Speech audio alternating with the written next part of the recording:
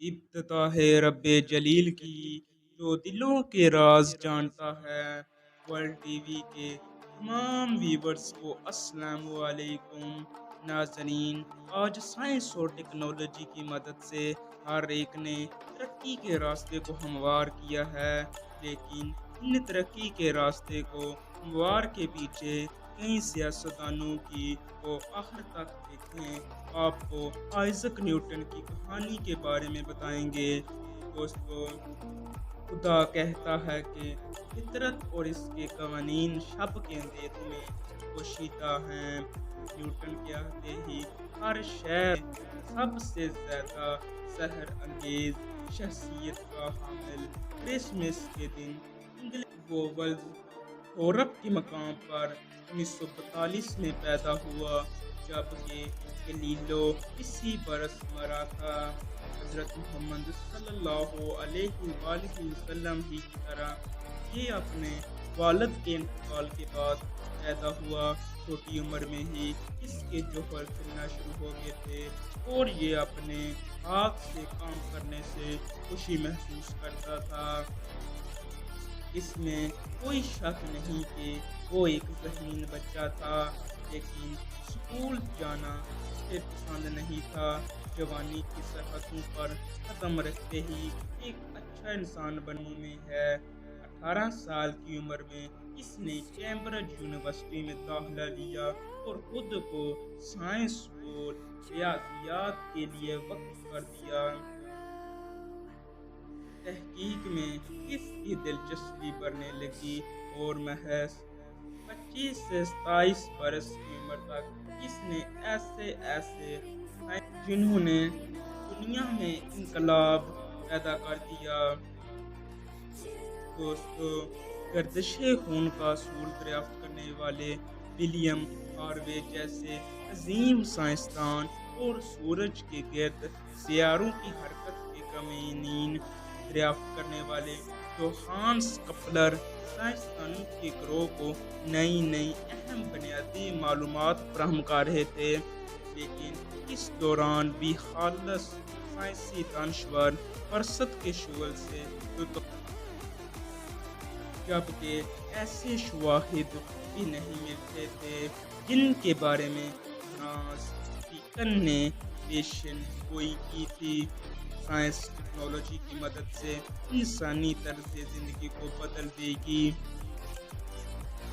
اگرچہ کوپرنیکس اور گلیلو نے قدیمی علوم کی رائج الوقت اور تسلیم شدہ خامیاں اور غلط فہمیاں دور کر دی تھیں اور کائناتی علوم کے بارے میں تب تک واضح اور جامع قوانین کا کوئی مجموعہ قائم نہیں کیا جا سکا تھا، تو ان تمام غیر متعلقہ حقائق کو ایک مربوط نظریے میں ڈال سکے جس کی مدد سے واضح اور ممکنہ سائنسی پیشین گوئی کی جا سکے۔ آئزک نیوٹن کے حصے میں یہ فخر آیا، اس نے یہ نظریہ پیش کیا جس نے سائنس کو جدیدیت کا رخ دیا، جس پر وہ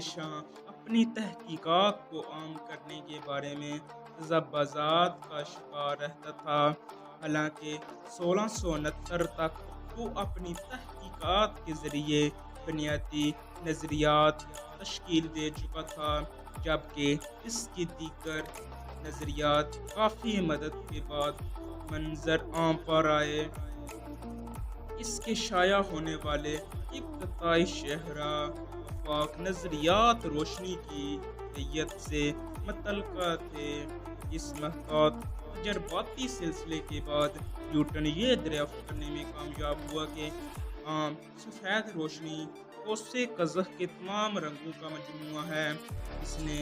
روشنی کے انعکاس اور انعطاف کے بارے میں قوانین کے نتائج کا محتاط تجزیہ کیا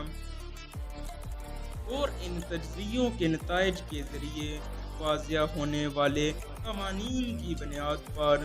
1666 میں اس نے روشنی منعکس کرنے والی اولین دوربین کا نقشہ اور ابتدائی ڈھانچہ تیار کیا۔ یہ فلکیاتی مشاہدہ گاہوں میں استعمال ہونے والی اپنی واضح کی بہترین دوربین ہے جو آج کی زیر استعمال ہے۔ اس کے بعد اس نے اپنے دیگر مشاہداتی تجربات اور اپنی دریافتوں کو برٹش رائل سوسائٹی کے سامنے محض 19 برس کی عمر میں پیش کر دیا۔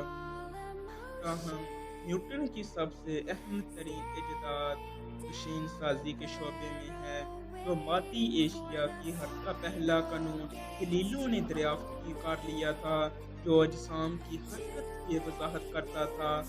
جب وہ خارجی قوت سے آزاد ہو، ہر جسم اما وقت عملی طور پر بیرونی دباؤ کی ذات میں ہوتا ہے، جبکہ علم سکون و حرکت کا سب سے بنیادی سوال یہی ہے کہ ان حالات میں کس نیوٹن نے اپنے حرکت کے دوسرے قانون کی مدد سے حل کیا، جس کو صحیح صنعتوں کلاسیکلی طبیعیات کا انتہائی اہم اور بنیادی قانون تسلیم کیا جا سکتا ہے۔ اس قانون کو ریاضی کی زبان میں F=ma کی مساوات سے ظاہر کیا جاتا ہے، جس کے مطابق ایک جسم کی تبدیلی یعنی جس شرح سے جسم اپنی رفتار تبدیل کرتا ہے جسم پر جملہ خارجی طاقت کے مطابق ہے، تو اس شے کے حجم سائز کے مطابق دو حصوں میں تقسیم کی جاتی ہے۔ ان دو مشہور رائنجل وقت قوانین میں مزید ایک نئے قانون کا سا جس کی روح سے ارضی توانائی کے خلاف ایک ایسی طاقت کے برابر کا رد عمل پیدا ہوتا ہے، جبکہ نیوٹن کے دریافت کردہ سائنسی قوانین میں سب سے اہم کشش مجموعے کے باہمی اشتراک سے ایک نیا اور مربوط نظام واضح کیا گیا، جس کے ذریعے تمام میکینیکلی نظاموں کی تحقیق ممکن ہو سکی، وہ چاہے پھر سورج کے گرد اپنی مدار میں چکر لگاتے سیاروں کا نظام ہو یا پھر ایک پنڈولم کی حرکت کا نظام، بلکہ ان سب کے متعلق پیشین کوئی بھی مکمل ہوئی قوانین ہی دریافت نہیں کیے، بلکہ اس نے علم الاحصاء کے ریاضیاتی اصولوں کو استعمال کرتے ہوئے ثابت بھی کیا کہ کس طرح یہ بنیادی قوانین مسائل کے حقیقی حل کے لیے فائدہ مند ثابت ہوتے ہیں، اور کس طرح ان بنیادی قوانین کو حقیقی مسائل کے حل کے لیے بروئے کار لایا جاتا ہے۔ سائنس اور انجینئرنگ کے بڑے مسائل کے حل میں نیوٹن کے قوانین کے تحت کیے گئے عمل، علم فلکیات کے قوانین کسی کی اپنی زندگی سے انتہائی ڈرامائی طور پر شعبے میں بھی نے کار دیے۔ 1687 میں شائع ہونے والی اپنی عظیم کتاب فطری فلسفہ کے ریاضیاتی قوانین میں اس نے کشش کیا کہ ان قوانین کے ذریعے سورج کے گرد گھومتے سیاروں کی حرکت سے متعلق پیش بینی کی جا سکتی ہے۔ یہ حرکیاتی علم فلکیاتی کا اہم مسئلہ رہا ہے کہ کس طرح ستاروں اور سیاروں کے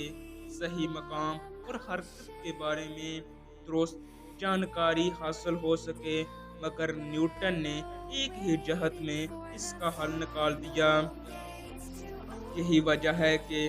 ماہرین علم فلکیات میں اسے سب سے عظیم شخصیات کا درجہ دیا جاتا ہے۔ نیوٹن کی سائنسی اہمیت کے بارے میں ہمارا تجزیہ ہے کہ اگر کوئی سائنس کے قاموس العلوم کے اشارے پر نظر ڈالتے تو اس کے نظریات و ایجادات کے جواب موجود ملیں گے۔ یہ بھی یاد رہے کہ نیوٹن کے بارے میں لائبس جن کا شمار نیوٹن کے دوستوں میں ہرگز نہیں ہوتا، ایک جگہ لکھتا ہے کہ لے کر نیوٹن کے عہد تک بے شک علم ریاضیات کے بارے میں اس اکیلے آدمی کا کام سب سے عظیم سائنسدان لاپلس رقم تراز ہی بھی دوسری خود ساختہ شے کے متعلق لکھتا ہے کہ اس کے بعد علم ریاضیات میں جتنا اضافہ بھی ہوا ہے اس میں نیوٹن کے واضح کردہ قوانین کی بنیاد پر تیار ہونے والا مشین سازی اور اس کا محفوظ رسمی اور ریاضیاتی ارتقا ہے۔ یہ شاید نیوٹن کی عظیم کامیابی کا مظہر ہے کہ اس کے لیے سائنس نامعلوم حقائق اور قوانین کا مربع نہیں ہے جو محض چند مظاہر کو بیان کرنے کی صلاحیت تھی، لیکن وہ فقط کچھ کے بارے میں ہی پیشین گوئی کر سکتی تھی۔ مگر نیوٹن نے ہمیں قوانین کا ایک مربع دیا ہے، اس کا اپنے مظہر کے بارے میں وسیع تر انداز میں اطلاق ممکن ہے اور مزید پیشین گوئی کے لیے